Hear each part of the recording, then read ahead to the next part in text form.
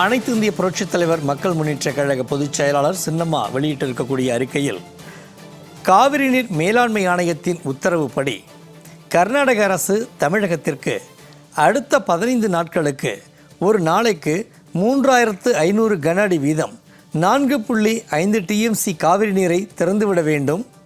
இந்நிலையில் தமிழகத்திற்கு தர வேண்டிய காவிரி நீரை திறந்துவிட முடியாது என பேட்டியளித்துள்ள காங்கிரஸ் தலைமையிலான கர்நாடக அரசின் முதல்வருக்கு தனது கடும் கண்டனத்தை தெரிவித்துக் கொள்வதாகவும் கழக பொதுச் செயலாளர் சின்னம்மா வெளியிட்டுள்ள அறிக்கையில் தெரிவிக்கப்பட்டுள்ளது. இது உச்சநீதிமன்ற தீர்ப்பிற்கு முற்றிலும் எதிரானது, மேலும் உச்சநீதிமன்றத்தை அவமதிக்கும் செயலாகும். மழைக்காலங்களில் அதிக அளவு மழை பெய்யும் போது உபரி நீர் திறந்து விடுவதையெல்லாம் கணக்கிட்டு கர்நாடக முதல்வர் தமிழகத்திற்கு கடந்த ஆண்டு 400 டிஎம்சி அளவுக்கு தண்ணீர் திறந்துவிடப்பட்டுள்ளதாக பேட்டியளிப்பது மிகவும் கண்டனத்திற்குரியது என்றும் கழக பொதுச் செயலாளர் சின்னம்மா வெளியிட்டுள்ள அறிக்கையில் தெரிவிக்கப்பட்டுள்ளது. இது தமிழகத்தை ஏமாற்றும் செயல். கடந்த 2018ஆம் ஆண்டு உச்சநீதிமன்ற தீர்ப்புக்கு எதிரான வகையில் கர்நாடக முதல்வர் பேசுவது மிகவும் கண்டனத்திற்குரியது என்றும், உச்சநீதிமன்றம் அளித்த தீர்ப்பில் மாதம் வாரியாக எவ்வளவு தண்ணீர் தமிழகத்திற்கு திறந்துவிட வேண்டும் என்பது மிக தெளிவாக குறிப்பிடப்பட்டுள்ளது என்றும், இதையெல்லாம் வசதியாக மறைத்துவிட்டு தமிழகத்திற்கு காவிரி நீர் தர மறுப்பது எந்த விதத்தில் நியாயம் என்றும் கழக பொதுச் செயலாளர் சின்னம்மா வெளியிட்டுள்ள அறிக்கையில் கேள்வி எழுப்பியுள்ளார்.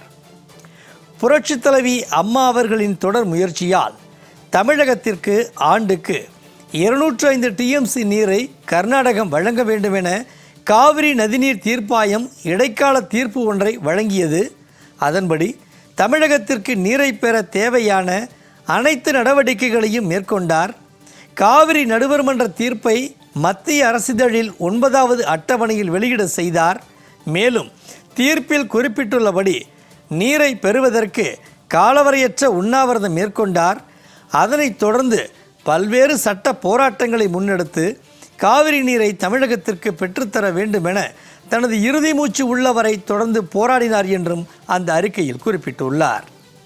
கடந்த 2016ஆம் ஆண்டு புரட்சித் தலைவி அம்மா அவர்கள் தனது உடல்நிலை சரியில்லாமல் அப்பல்லோ மருத்துவமனையில் சிகிச்சை பெற்று வந்த நேரத்தில் கூட தமிழக அரசு அதிகாரிகளை மருத்துவமனைக்கே நேரில் வரவழைத்து காவிரி நதி நீரை பெறுவதற்கு தேவையான அறிவுறுத்தல்களை வழங்கினார்கள் என்றும், புரட்சித் தலைவி அம்மா அவர்கள் தொடர்ந்து மேற்கொண்ட நீண்டகால சட்ட போராட்டத்தின் பயனாக காவிரி நதிநீர் மேலாண்மை ஆணையமும் காவிரி ஒழுங்காற்றுக்குழுவும் அமைக்க வேண்டும் எனவும், தமிழகத்திற்கு ஆண்டொன்றுக்கு 177.25 டிஎம்சி தண்ணீரை கர்நாடக அரசு திறந்துவிட வேண்டும் எனவும் கடந்த 2018ஆம் ஆண்டு பிப்ரவரி மாதம் 16ஆம் தேதி உச்சநீதிமன்றம் இறுதி தீர்ப்பு வழங்கியது. இத்தகைய சூழலில் கர்நாடக அரசு எந்தவித கட்டுப்பாடுமின்றி தன்னிச்சையாக செயல்படுவது கடும் கண்டனத்திற்குரியது என்று கழக பொதுச் செயலாளர் சின்னம்மா வெளியிட்டுள்ள அறிக்கையில் தமது கண்டனத்தை பதிவு செய்துள்ளார். காவிரி நீர் மேலாண்மை ஆணையத்தின் இறுதி தீர்ப்பு மற்றும் உச்சநீதிமன்ற தீர்ப்பின்படி வடிகால் மாநிலமாக அமைந்துள்ள தமிழகத்தின் அனுமதியின்றி கர்நாடக அரசு மேகதாது அணை கட்ட முடியாது. காவிரி நீரை சொந்தம் கொண்டாட யாருக்கும் உரிமை கிடையாது.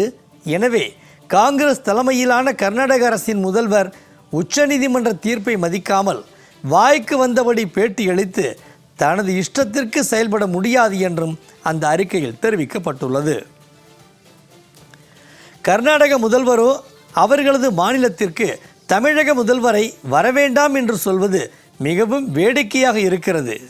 ஒரு மாநிலத்தின் முதல்வர் வரும்போது அவருக்கு பாதுகாப்பு கூட அளிக்க முடியாத சூழலில்தான் இன்றைக்கு காங்கிரஸ் தலைமையிலான கர்நாடக அரசு செயல்பட்டு கொண்டு இருக்கிறது என்றும் தெரிவித்துள்ளார்.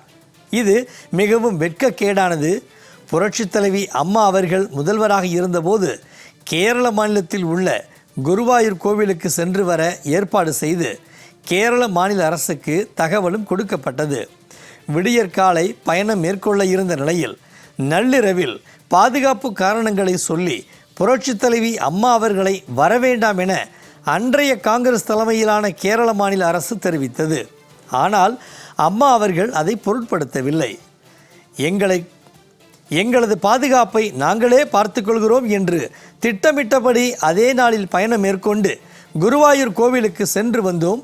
அதே சமயம் கேரள மாநில மக்கள் அன்றைக்கு புரட்சித் தலைவி அம்மா அவர்களுக்கு வழிநெடுகிலும் நின்று மிகப்பெரிய வரவேற்பு அளித்தனர் என்றும், எனவே ஒரு மாநில முதல்வரை தங்கள் மாநிலத்திற்கு வரக்கூடாது என்று தடுப்பதற்கு எந்த ஒரு மாநிலத்திற்கும் அதிகாரம் கிடையாது என்பதை இந்நேரத்தில் தெரிவித்துக் கொள்வதாகவும் அந்த அறிக்கையில் தெரிவிக்கப்பட்டுள்ளது. இதேபோன்று கர்நாடக அரசின் செயல்பாடுகளை முழுமையாக அறிந்த காரணத்தினால்தான் புரட்சித் தலைவி அம்மா அவர்களும் கர்நாடக அரசோடு பேச்சுவார்த்தையில் ஈடுபடுவதால் சுமூக உடன்பாடு ஏற்படாது மற்றும் தமிழகத்திற்கு எந்த விதத்திலும் அது நன்மை அளிக்காது என்பதை உணர்ந்து சட்ட போராட்டங்களை முன்னெடுத்து அதில் வெற்றியும் கண்டார்கள் என்பதை தமிழகத்தில் புதிதாக பொறுப்பேற்றுள்ள இன்றைய ஆட்சியாளர்கள் கவனத்தில் கொள்ள வேண்டுமென அந்த அறிக்கையில் கழக பொதுச் செயலாளர் சின்னம்மா தெரிவித்துள்ளார். புரட்சித் தலைவி அம்மா அவர்கள் ஆட்சி காலத்தில் எடுத்த உறுதியான நடவடிக்கைகளைப் போன்று இன்றைய தாவேக தலைமையிலான அரசு தேவையான சட்ட நடவடிக்கைகளை விரைந்து எடுத்து கர்நாடகா காவிரியின் குறுக்கே மேகதாது அணை கட்ட எந்த ரூபத்திலும் முயற்சிகள் மேற்கொண்டாலும் அதனை உடனே தடுக்க வேண்டும். அதே போன்று புதிதாக அமைந்துள்ள தாவேக அரசு காவிரி நீரை பெற்றுத்தருவதில் காங்கிரஸ் தலைமையிலான கர்நாடக அரசுடன் எந்தவித சமரசத்திற்கும் சென்று விடாமல் கவனமுடன் செயல்பட வேண்டும் என கேட்டுக்கொள்வதாக அந்த அறிக்கையில் கழக பொதுச் செயலாளர் சின்னம்மா தெரிவித்துள்ளார். காவிரி நீரை நம்பித்தான் தமிழக விவசாய பெருங்குடி மக்கள் இன்றைக்கு ஒவ்வொரு நாளும் காத்து கொண்டிருக்கின்றனர் என்றும், இது ஒரு ஜீவாதார உரிமை மட்டுமல்ல, தமிழக விவசாயிகளின் வாழ்வாதாரமாக இருக்கிறது என்பதை இந்நேரத்தில் தெரிவித்துக் கொள்வதாகவும், எனவே தமிழகத்திற்கு தர வேண்டிய காவிரி நீரை கர்நாடக அரசிடமிருந்து பெறுவதற்கு தேவையான அனைத்து நடவடிக்கைகளையும் மேற்கொள்ள வேண்டும் என தமிழக அரசை கேட்டுக்கொள்வதாக அனைத்திந்திய புரட்சித் தலைவர் மக்கள் முன்னேற்றக் கழக பொதுச் செயலாளர் சின்னம்மா வெளியிட்டுள்ள அறிக்கையில் தெரிவிக்கப்பட்டுள்ளது.